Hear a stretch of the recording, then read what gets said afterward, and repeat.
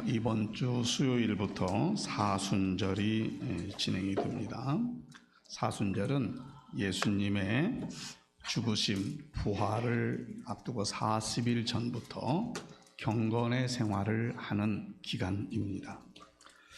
그래서 저는 오늘 본문의 말씀과 함께 더불어서 거룩한 습관을 통해서 경건을 연습하고 그 거룩한 습관이 나를 살려내는 능력이 되는 것에 대하여 함께 말씀을 나눠보고자 합니다. 그리스도인이라고 하면은 누구나 진지하게 자신을 성찰해 볼 수 있는 시간들이 필요합니다. 천주교에서는 피정이라고 하는 시간을 가져요. 조용히 하나님과 나와 묵상하는 시간들을 만드는 거죠. 우리 그리스도인들 기독교에서 바로 이 사순절의 시간들이 그렇게 자신을 되돌아볼 수 있는, 성찰할 수 있는 시간이 아닐까 생각을 해보면서 이 사순절 기간 동안 더욱더 주님과 깊은 교통과 교제를 나눌 수 있는 시간을 만들고 좀 더 내가 주님 곁으로 한 발자국 다가갈 수 있는 믿음의 성숙함이 있는 시간들이 되기를 바랍니다. 책에 이런 글이 있어요. 사탄이 무서워하지 않는 교인 7가지를 썼어요. 사탄이 무서워하지 않는데요. 어떤 삶이냐면 삶은 엉망이요 자기 성질을 다스리지 못해서 허구한 날 버럭 소리 지르면서 입술로는 예수의 이름으로 명하노니 사탄아 물러가라 라고 말하는 사람, 사탄이 고판귀킨답니다. 두 번째로 예배하고 기도하고 찬양하는 것을 보아서 분명히 신자 같은데 삶은 형편이 없어서 타락적인 사람, 사탄이 비웃는답니다. 이해받기 원하고 용서받기 원하고 섬김받기 원하고 사랑받기 원하면서도 자신은 남에게 이해하지도 않고 용서하지도 않고 섬기지도 않고 사랑하지도 않는 사람, 사탄의 밥이랍니다. 매사에 헛소문을 잘 내며 불평과 시기와 다툼과 명예욕만 있어서 자리를 만들어주지 않으면 입을 삐죽거리는 사람, 사탄이 종으로 부리기에 딱 좋은 사람이랍니다. 다섯 번째로 따지기 잘하고 판단하기 좋아하고 논쟁하기 즐기고 의심하고 부정하면서 자신이 똑똑하고 잘났다라고 생각하는 사람, 사탄이 다른 사람을 죽이는 무기로 그를 사용한답니다. 예배 시간에 맨날 늦고 설교 시간에 졸고 교회 봉사는 하지 않고 잘 도망가면서 우리 교회에 뭐가 어쩌네 저쩌네 이러고 저쩌고 불평하는 사람, 사탄이 교회에 심어놓은 스파이랍니다. 받은 사명을 자신의 공명과 부의 축적을 통해서 유명한 데 사용하고 자식에게 대물림하는 데 사용하는 사람, 그는 사탄은 하나님 나라를 파괴하는 폭탄으로 사용한답니다. 사탄이 무서워하지 않는 형식적인 교인을 이야기하고 있는 거예요. 이번 주보에 여러분들에게 사순절을 맞이하면서 탄소 금식에 관한 실천 안내 나눠드렸어요. 매 주일마다 새로운 유인물을 나눠드릴 건데 한번 이렇게 40일 동안 살아보자는 얘기예요. 우리가 살고 있는 지구촌이 곧 파괴되어질 상황. 옛날에는 12시 10분 전 그랬는데 지금은 12시 5분 전도 안 됐어요. 다시 말하면 어떻게 우리의 후대들이 살아가야 될 세상이 될 것인가를 예측할 수 없는 상황. 기후변화로 인해서 곳곳에서 한 번도 눈이 내려본 적이 없는 곳에 우박이 떨어지는 아프리카의 현실들, 이런 현실들을 보면서 한 곳에는 우박이 떨어지고 한 곳에는 비가 나고 한 곳에는 가물어 메말아가는 이 지구촌의 현실들을 보면서 우리가 다시 한번 하나님의 창조의 질서 안에 살아보는 것, 이것이 탄소금식의 의미가 있어요. 사순절을 보내면서 이와 같이 탄소금식을 실천해 보면서 적극적인 동참이 있고 창조의 질서를 회복하는 모습 안에 나의 신앙도 다시 견고하게 세워질 줄로 믿습니다. 그 실천을 위해서 우리 스스로들이 어떻게 해야 될 것인가? 먼저 습관을 잘 만들어야 돼요. 우리의 인격이나 성격은 내가 가지고 있는 습관에 의해서 만들어진다고 그래요. 그래서 나의 인격과 성격은 나의 미래의 운명을 결정짓기도 한대요. 그렇기 때문에 오늘 하루 선한 행동의 씨앗을 뿌려서 거룩한 습관을 만드는 것은 매우 중요합니다. 거듭난 그리스도인이라고 한다면 이와 같은 일들을 의식적으로 해야 되는 거예요. 자연이 되어지지 않는다는 이야기이기도 한 거예요. 의식적으로 그렇게 해야 좋은 습관을 가지게 되어진대요. 그런데 자신도 모르는 사이에 못된 습관이 되어서 사탄이 두려워하지 않는 그러한 삶을 혹여 살고 있지는 않은지, 사탄이 무서워하지 않는 형식적인 신자로 살아가고 있는 것은 아닌지, 나의 내면 깊숙한 곳에서 죄의 본성이 있기 때문에 언제든지 비집고 나올 수 있는 습성이 있거든요. 여름에 한쪽 밭에서 풀을 메어 가다가 저쪽 끝에서 다 메었다고 생각하고 다시 이쪽에 와보니 또 이만큼 자라있어요. 다 잘 뱄다고 생각했어요. 뿌리까지 다 뽑아낸 것 같은데 또 비집고 나오는 잡초들이 있는 것처럼 우리의 심령의 죄성이라는 게 그렇다는 거예요. 날마다 나를 쳐서 복종시키지 않으면 그 죄성이 다 또다시 나오고 또다시 나오는 못된 습관을 만들어내더라 하는 거예요. 해리 포스틱이라고 하는 사람이 이런 말을 했어요. 채찍질을 하지 않고 말을 원하는 방향으로 끌고 갈 방법은 없다. 압력을 가하지 않고 수증기나 기체를 원하는 방향으로 몰아갈 방법은 없다. 동력기를 통과하지 않고 물을 빛이나 힘의 에너지로 바꿀 방법은 없다. 마찬가지로 우리의 인생도 어떤 한 가지 일에 집중해서 헌신하고 훈련되지 않으면 아무것도 할 수 없다라는 얘기예요. 디모데전서 4장 7절에서 바울 사도는 디모데에게 편지를 보내는데 이렇게 보냈어요. 망령되고 허탄한 신화를 버리고 경건에 이르도록 네 자신을 연단하라. 우리가 디모데서를 읽어보면 바울이 디모데에게 참 칭찬한 내용이 있어요. 너희 외할머니로부터 너희 어머니로부터 너가 참 믿음 위에 잘 선 사람이구나 이렇게 칭찬을 했었어요. 그런데 디모데전서 4장 끝부분에 와서는 이야기하기를 망령되고 허탄한 신화를 버리고 오직 경건에 이르는 것을 뭐라고 했어요? 연습하래요. 경건한 삶을 살기 위해서 연습해야 된다는 것을 이야기하고 있는 거예요.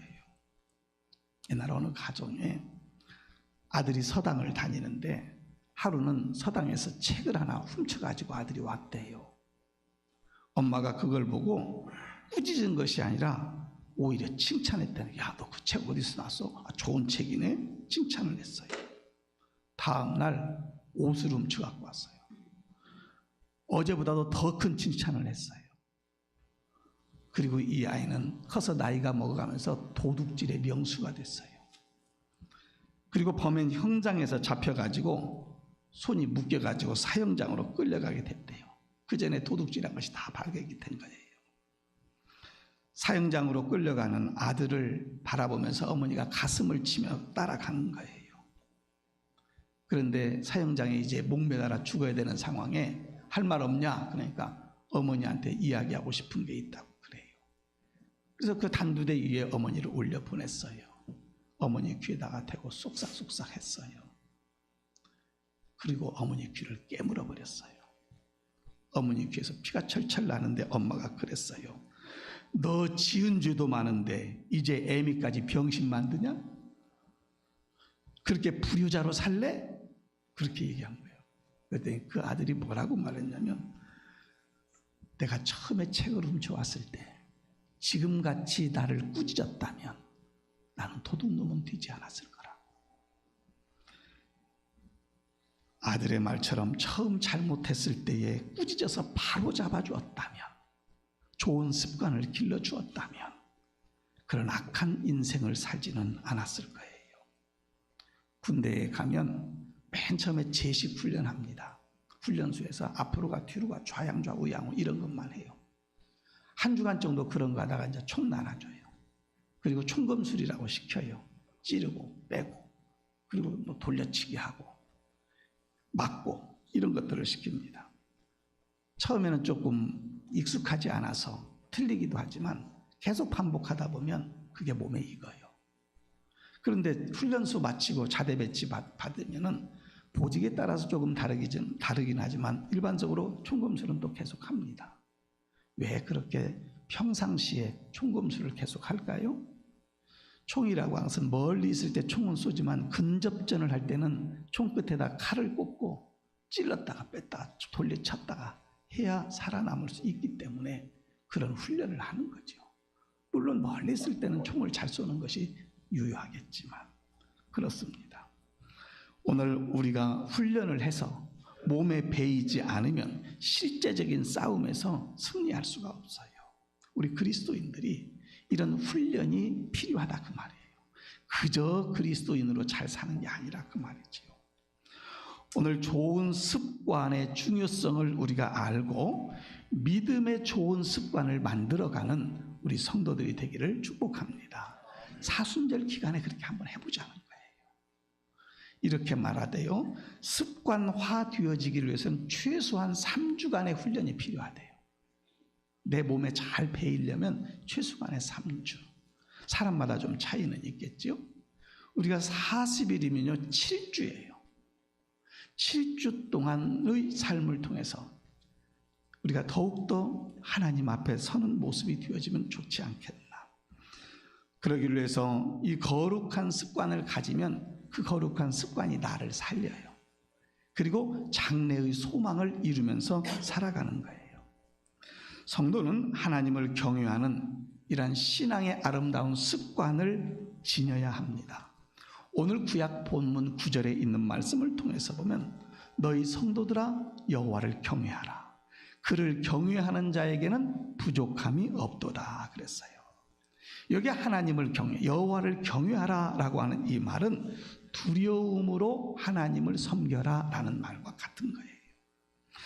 구약 성경에서 하나님을 잘 믿는다라고 하는 이 말을 하나님을 두려워한다라는 말하고 배치시켜서 말할 때가 많아요.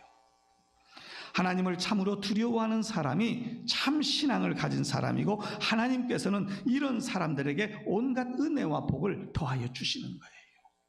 하나님을 경외하시기를 바랍니다. 두려움으로 섬기시기를 바랍니다. 하나님을 두려워하며 경외하는 자들, 그는 하나님이 미워하시는 죄와 악을 멀리하게 되어져 있어요.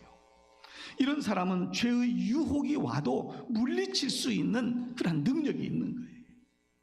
마태복음 10장 28절에 있는 말씀에서 몸은 죽여도 영혼은 등이 죽이지 못하는 자들을 두려워하지 말고 오직 몸과 영혼을 능히 지옥에 멸하실 수 있는 이를 두려워하라 라고 말씀하고 있어요. 예수님을 두려워하라, 하나님을 두려워하는 것, 영과 몸을 능히 지옥에 멸하실 수 있는 자가 누구인가를 알면 이 말의 의미를 우리가 알 수 있을 거예요. 그런데 왜 사람들은 예수님을 믿지 않고 죄를 회개하지도 않고 하나님을 경외하지 않을까?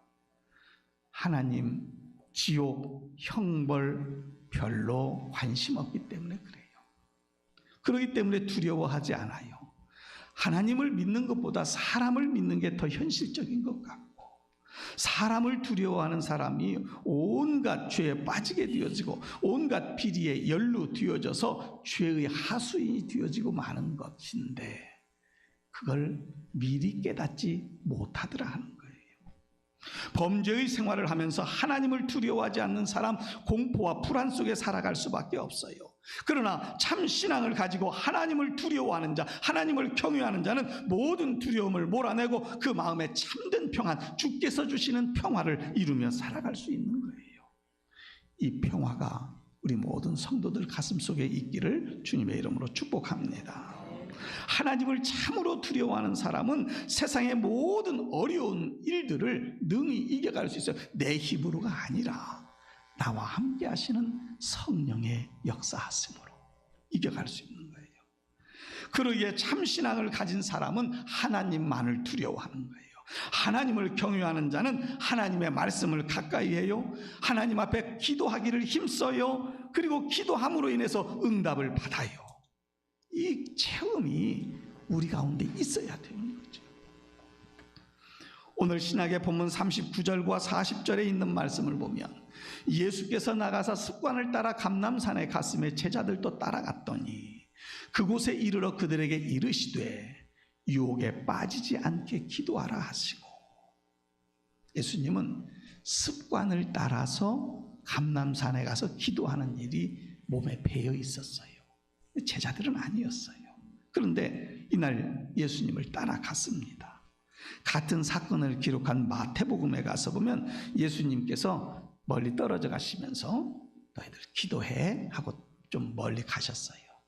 그리고 기도하시고 다시 와서 보니까 제자들이 자고 있었어요. 한시도 깨어 기도할 수 없더냐라고 말씀하시죠. 기도의 습관이 되어지지 않는 사람은요, 기도하는 것이 고통스러워요. 무슨 말을 하지? 뭐라고 하지? 그러나 여러분, 자녀들에게 이야기하는 것처럼, 이웃들에게 이야기하는 것처럼 이야기하는 거예요. 뭐 고급스러운 단어 쓰는 게 아니에요. 마음으로 정성을 다하여서 내 마음을 주님 앞에 내어놓는 거예요. 그러면 그 말씀이, 그 기도가 하나님 앞에 상달이 되어지는 거예요. 상달된 기도는 반드시 하나님의 뜻 안에서, 시간 안에서 응답되어지는 줄로 믿습니다.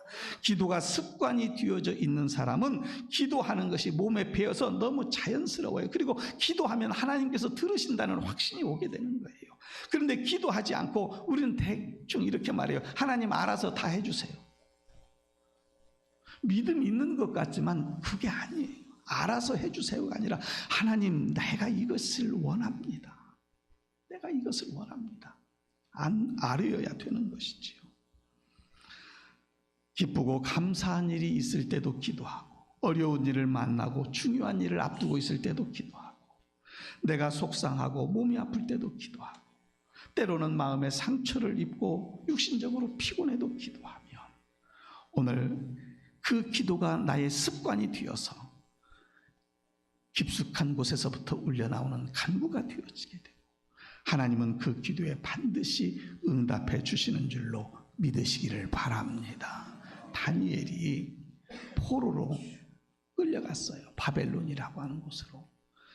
근데 그곳에 가서도, 포로로 끌려가서도 예루살렘 쪽을 향해서 창문을 열어놓고 하루에 3번씩 늘 기도했어요. 사람들이 그것이 꼴보기 싫은 거예요.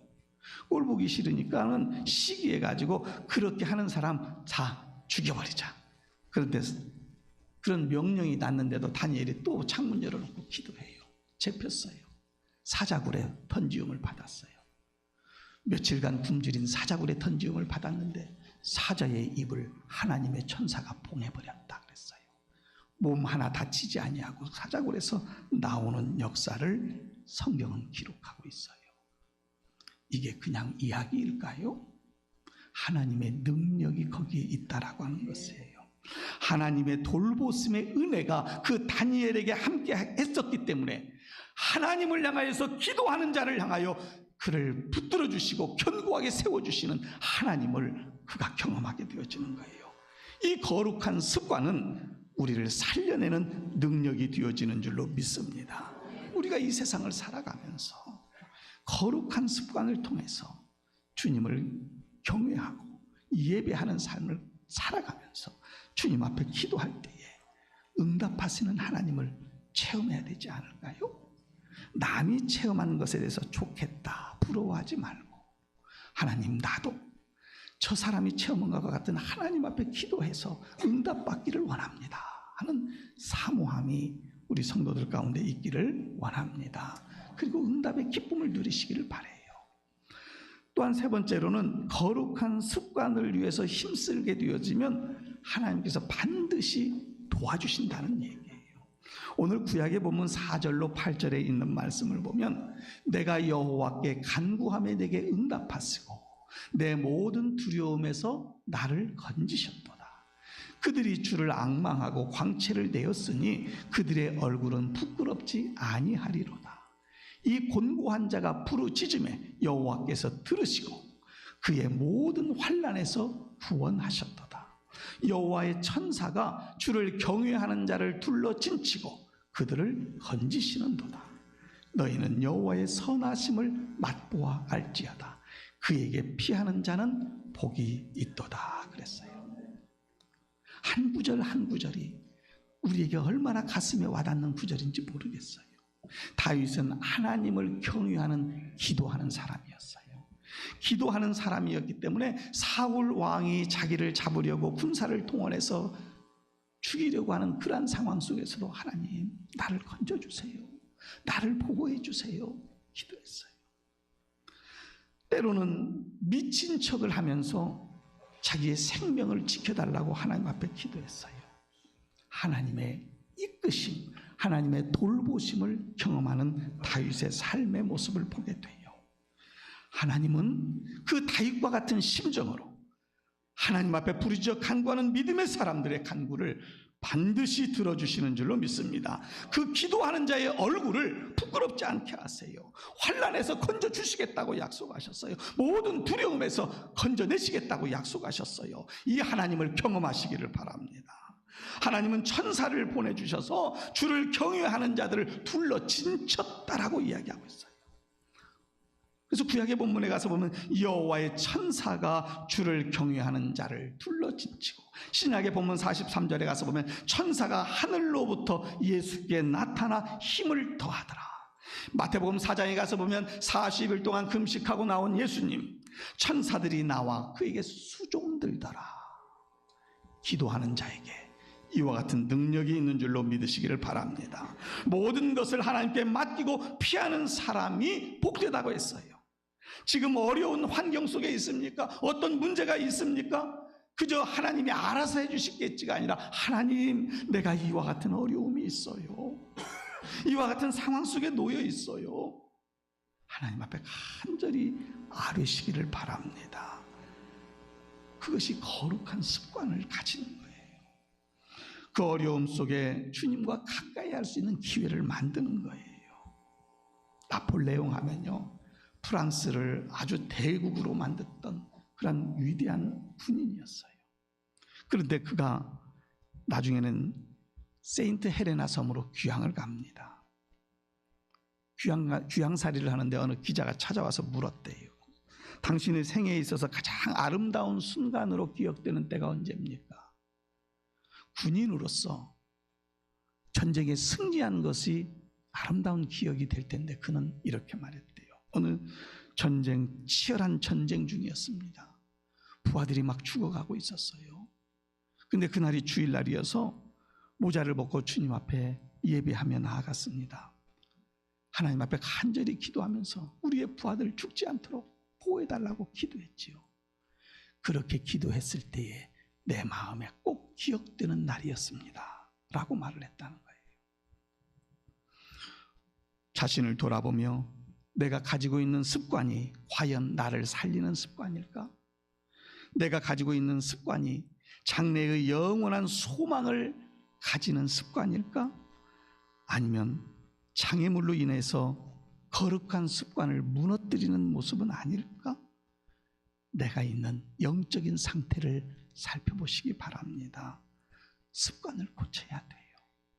분노하고 게으르고 불순종하고 원망하고 불평하고 책임을 전가시키고 다른 사람을 무시한 습관이 있었다면 버려야 되겠지요.